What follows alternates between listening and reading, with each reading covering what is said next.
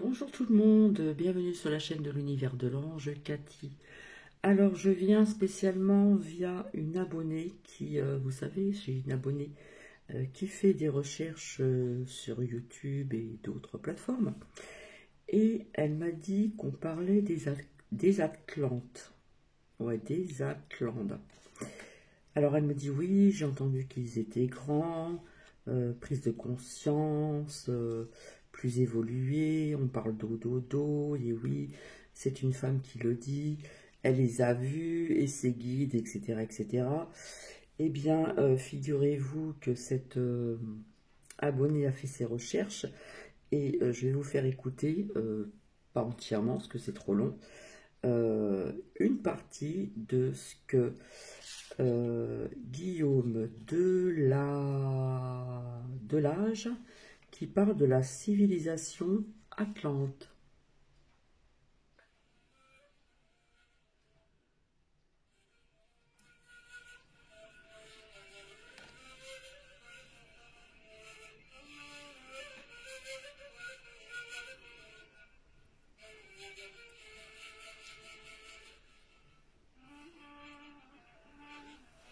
J'ai eu la chance de rencontrer au moment où il le fallait, étant très jeune, donc des personnes qui m'ont guidé sur ce chemin et qui m'ont appris que ce chemin ne pouvait être suivi qu'avec beaucoup de persévérance, de volonté, que rien n'est facile, comme rien n'est facile dans la vie, donc dans ce domaine particulièrement, rien n'est facile non plus, parce que l'erreur serait de croire que parce qu'on suit ce chemin, on est libéré de ce monde, de toutes les pressions que l'on peut avoir et de soi-même. C'est faux, puisque si nous étions parfaits, nous ne serions pas là, et il n'y aurait pas besoin d'enseignement.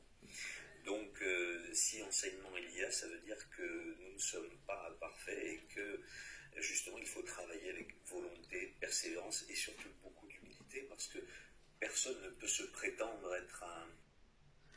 Alors, ce sont les origines secrètes de l'humanité de Guillaume Delage ou Delage. grand chef par rapport à d'autres, puisque même si une personne est avancée par rapport à monsieur X ou Y, eh bien, d'autres sont beaucoup plus élevés qu'elle. Donc, je crois que la clé de cet aspect, c'est ce qui m'a été enseigné très jeune, c'est de rester toujours humble et détaché par rapport à son ego, à soi-même. Je commence un de mes chapitres dans le livre par il y a 5 millions d'années. C'est à cette époque que la famille Atlante a vu le jour, et donc c'est à partir d'il y a à peu près 1 million d'années que l'âge d'or Atlante est venu. On ne va pas parler de ce qui s'est passé avant l'Atlantide, ce serait trop long, peut-être ça fera l'objet d'un autre ouvrage, mais quoi qu'il en soit, les Atlantes ne sont pas venus là comme ça, ils sont venus à travers d'autres races, c'est-à-dire comme la race lémurienne, et qui a duré des millions d'années, précédemment la race hyperboréenne et la race polaire.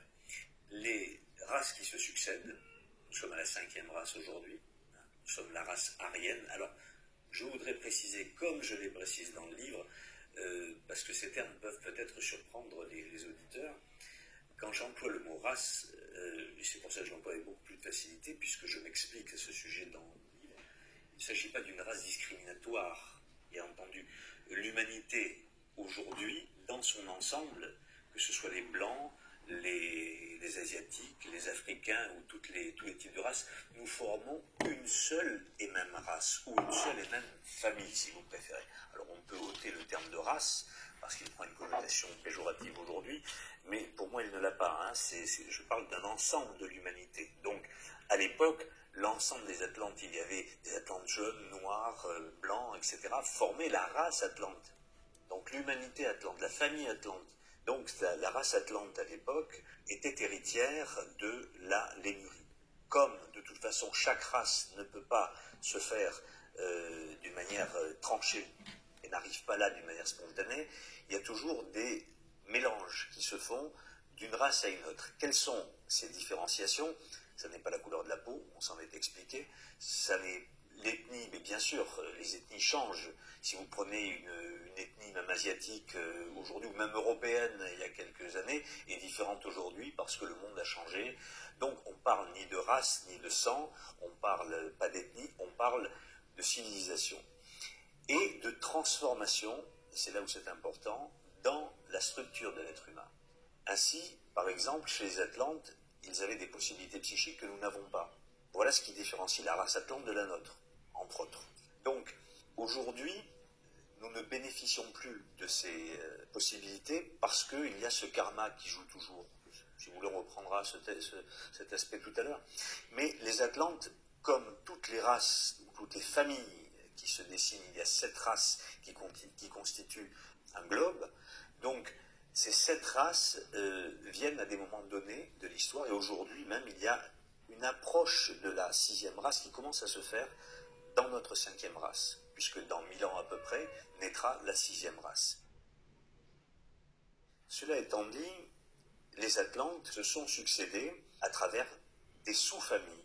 La race Atlante est venue à un moment donné et a continué à évoluer tel que la Lémurie s'était présentée et avait donné des caractéristiques particulières. Eux ont évolué d'une manière différente, et ce n'est qu'à partir de la race, de la famille Toltec, qu'à ce moment-là, il y a eu une sorte d'âge d'or. Et cet âge d'or a vu une floraison, je dirais, dans tous les domaines de la civilisation atlante, aussi bien sur le plan politique, on va dire, que sur le plan social, bien que ces termes n'avaient pas la même connotation qu'aujourd'hui, sur le plan spirituel, sur le plan technologique, et c'est justement là où peut-être il faut s'arrêter, c'est-à-dire que la structure de la société atlante à cette époque-là, il y a 1 million d'années à peu près, était bien supérieure à l'humanité que nous connaissons aujourd'hui, et bien différente, parce qu'ils n'avaient pas le même mental que nous avons aujourd'hui, ils avaient des possibilités psychiques que nous n'avons plus, donc vous voyez, il y a une sorte de compensation, et donc les Atlantes de cette époque-là étaient bénis des dieux en quelque sorte, puisqu'ils avaient accès à absolument toute chose, grâce à la direction que donnaient à la société les maîtres de sagesse qui, à cette époque, vivaient parmi eux. Donc, pour paraphraser un peu certaines paroles qu'on retrouve dans l'ancienne Égypte, les dieux vivaient parmi les hommes.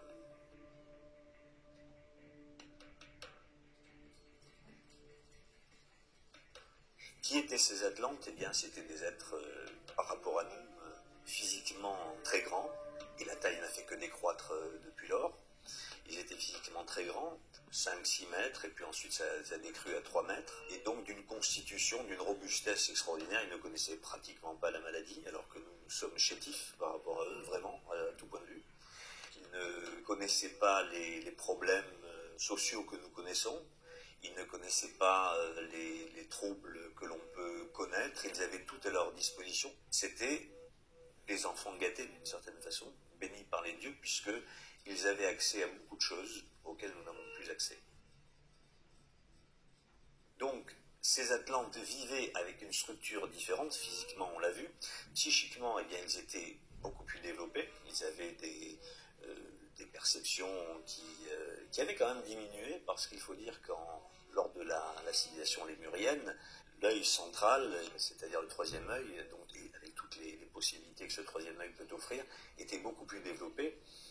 D'ailleurs, on en trouve l'illustration dans les allégories mythiques, comme celle d'Ulysse tuant le cyclope, Polyphème, en lui plantant un pieu dans le 3e œil. Ça veut dire que justement Ulysse, représentant la famille Atlante qui arrive, a détruit d'une certaine façon cette famille Atlante, la dernière branche lémurienne qui se présentait. Et surtout, une atrophie donc de ces possibilités, mais néanmoins, ils avaient énormément de possibilités psychiques.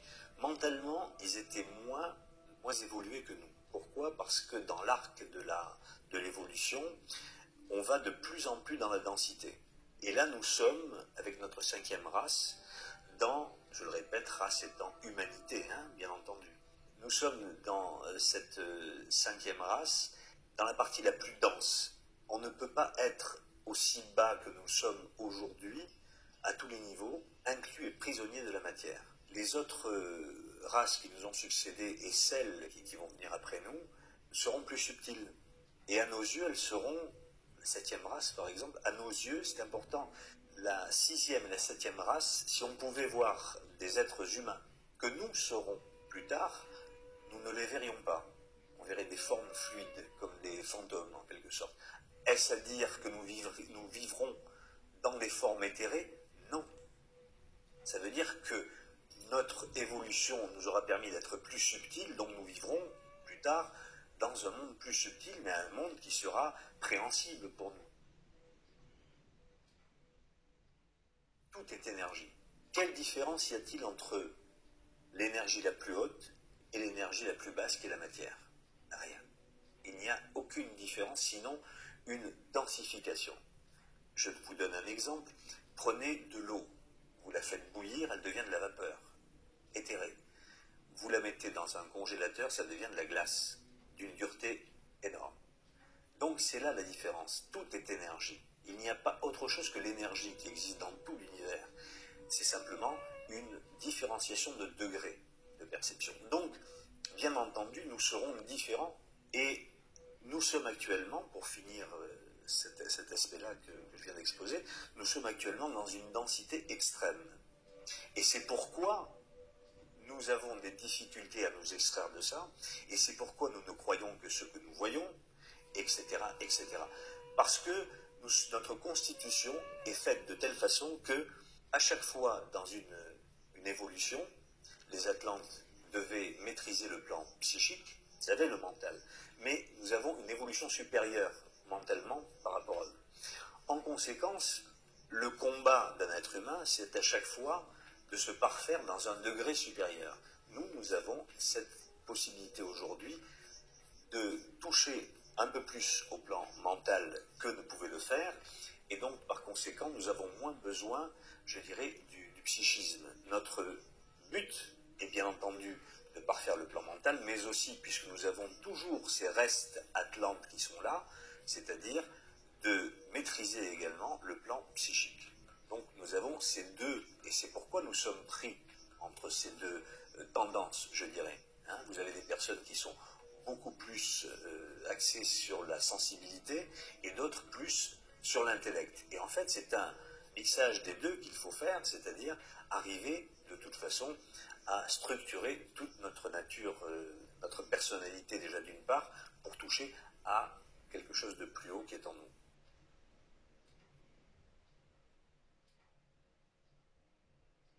La situation géographique de l'Atlantide, elle était bien entendu située dans le livre que j'ai écrit. Il y a les cartes qui permettent d'avoir une idée de ce qu'était l'Atlantide. Au centre de l'océan Atlantique, il y avait ce bastion énorme, puisqu'il faut dire quand même que la géographie était différente de celle que nous connaissons aujourd'hui.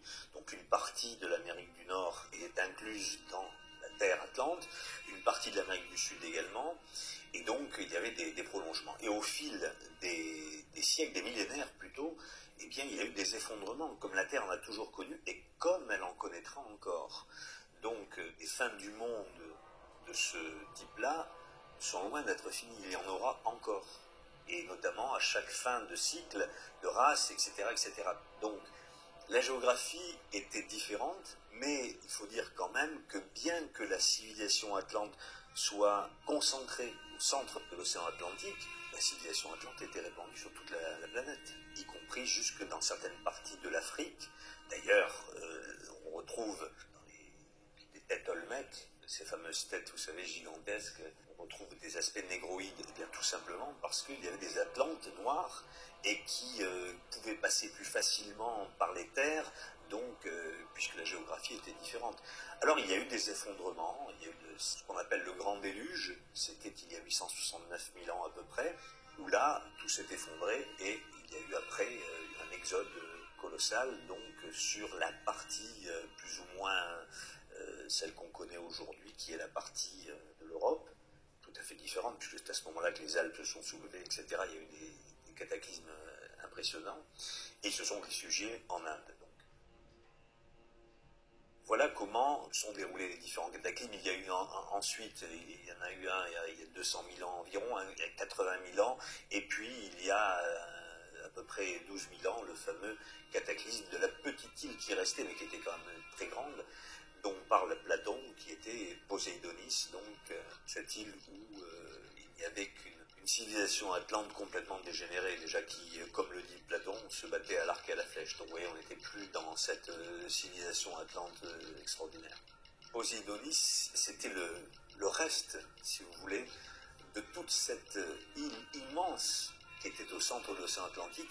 Et bien Poséidonis est devenue une toute petite partie de terre, une île, très grande certes, mais petite par rapport à ce qu'était l'Atlantide auparavant, et qui est située au cœur même de l'océan Atlantique.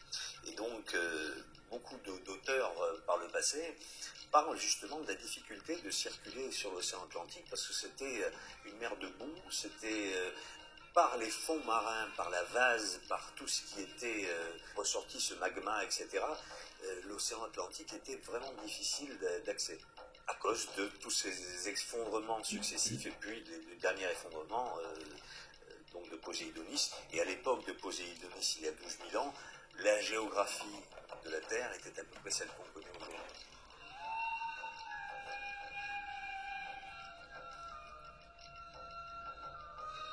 Quand on parle de la civilisation atlante, bien entendu, l'objet de ce livre, c'est effectivement de parler de ce fameux combat entre les fils de l'un et les fils de Bélial. Puisque l'Atlantide vivait, je vous l'ai dit, dans un âge d'or, il y a deux choses qui se sont produites à ce moment-là. Dans le cadre de l'évolution de l'humanité, il fallait qu'il y ait une transformation. Quelque chose que les Atlantes ne connaissaient pas à l'époque, c'est la notion de dualité, qui est bien ancrée aujourd'hui dans notre civilisation, dans notre humanité, dans notre race. C'est bien ancré tout ça. Et c'est de ça qu'il faut que l'on essaie de s'extraire. Et ce mal qui s'est infiltré donc dans l'humanité, c'était le moment de découvrir la dualité. Donc qui dit dualité dit séparation. Et l'être humain, pour la première fois, devait passer ce cap pour mieux évoluer sur le plan de la conscience et donc de découvrir l'intellect dont je vous parlais tout à l'heure. Donc ça devait se passer avec l'apprentissage, bien entendu, de tous les contraires, c'est-à-dire le bien, le mal, le beau, le laid, etc. Donc il fallait qu'il passe par cette étape-là. Ça aurait pu se faire, bien entendu, puisque la souffrance est aussi un moyen de comprendre ce qu'est l'évolution. Mais à ce moment-là, la densité commençant à venir, il y a eu des factions sur l'île du Sud, qui était Deïta, et précisons donc qu'il y a eu un effondrement à ce moment-là de l'Atlantide, et qu'il y avait deux pôles, deux immenses îles, Ruta et Deïtia, Ruta étant au nord, Deïtia au sud. Vous voyez comme quoi, là aussi, rien n'est tendu au hasard, ces deux îles formaient elles-mêmes une dualité. Donc on était vraiment dans le cas de la dualité. Et donc les Atlantes, à ce moment-là, ont commencé à saisir que quelque chose se passait. Et effectivement, c'est là qu'a commencé un travail de densité plus important, où ils ont commencé à avoir le culte de l'ego, le culte de la matière. Et c'est à ce moment-là que s'est produit une sorte de cassure. Alors la dualité, bien sûr, mais regardez, on n'est pas si loin de ça que les Atlantes, parce qu'aujourd'hui, le culte de l'ego, il faut mettre des images sur des mots. Le culte de l'ego, ça ne veut pas dire grand-chose pour les gens. Regardez aujourd'hui, qu'est-ce qui se passe? Vous avez des émissions de télévision où on fait constamment le culte de l'ego. Les publicités, c'est le culte de l'ego, c'est les parfums, c'est l'habillement, c'est prôner la jeunesse éternelle par des liftings, par etc., etc. J'en passe. Alors nous avons un corps, bien entendu, il faut s'en occuper. Bien entendu, il faut faire attention. C'est notre véhicule, c'est notre temple. Donc nous sommes là pour nous occuper de notre corps. Mais de là à passer à l'excès du culte du corps, non. Et c'est ce qu'avaient commencé à découvrir les Atlantes. Et donc, cassure à ce moment-là, et c'est à ce point précis dans l'évolution de l'humanité qu'une force est venue d'ailleurs, qui s'est infiltrée dans la civilisation, dans l'humanité, et cette force étant générée par les formes erratiques venues de Mars, et qui était cette civilisation dégénérée qui s'est infiltrée et qui continue à s'infiltrer sur Terre.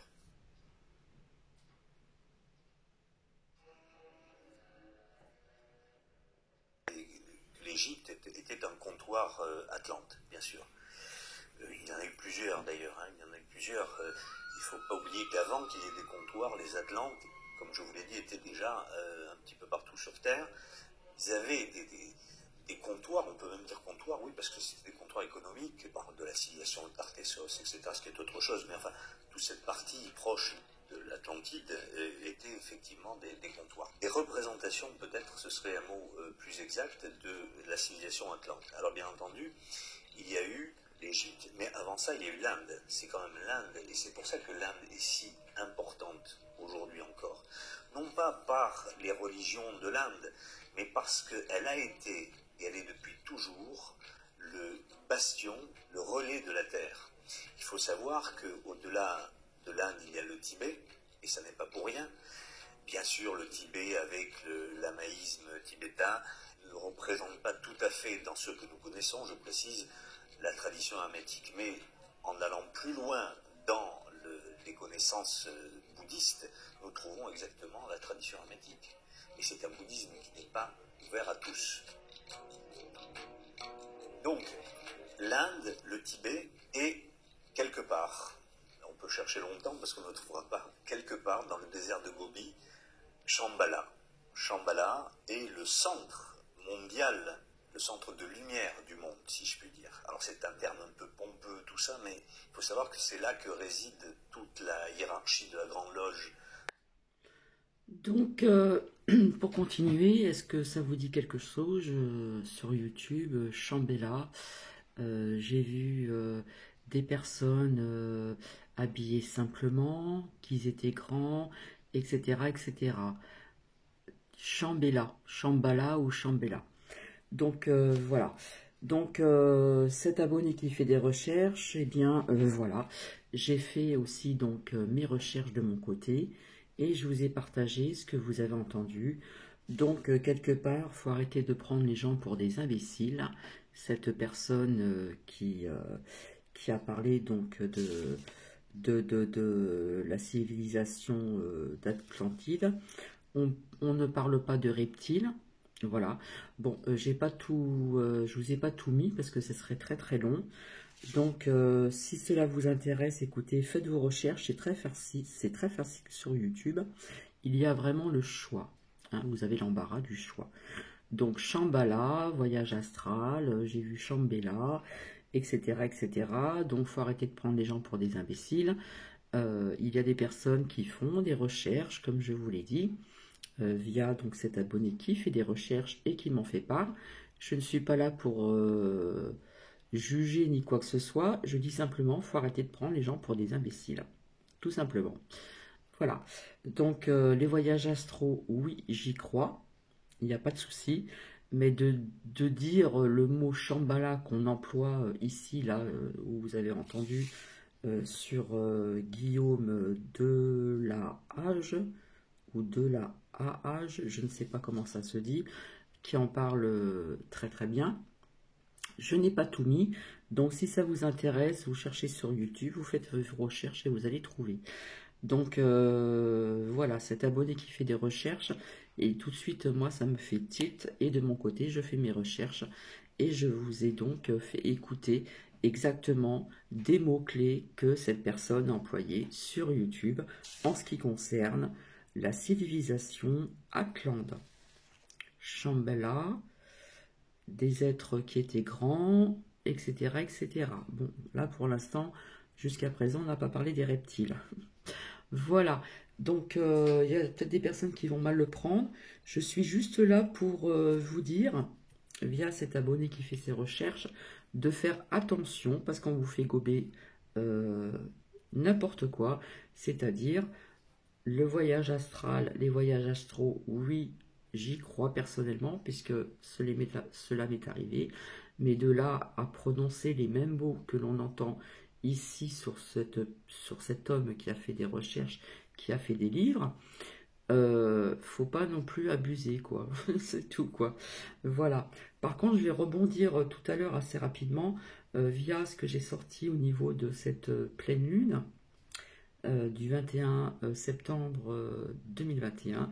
C'est vrai qu'il y a beaucoup de 2, il y a beaucoup de 20, ça fait de 21 deux fois, et etc., etc. Et j'ai omis d'oublier de vous dire quelque chose. Donc je vais revenir tout de suite après. Allez, je vous embrasse et puis désolé si cela ne plaît pas, mais quelque part, il faut arrêter de prendre les gens pour des imbéciles. C'est tout. Écoutez la personne qui est sur YouTube, qui vous parle de Shambhala, qui vous parle de géants, des personnes qui étaient des grandes personnes, etc., etc. Bref, je vous laisse et je vous dis à tout de suite. Bisous, bisous.